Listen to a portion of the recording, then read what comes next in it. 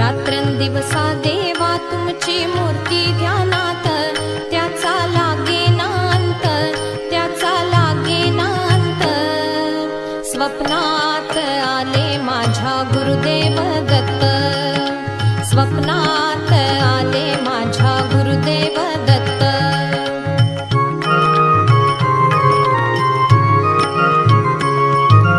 दिव्य स्वरूपी सडा टाकत होते अंगणात, अल्लख म्हणून भिक्षा मागत आले दारात.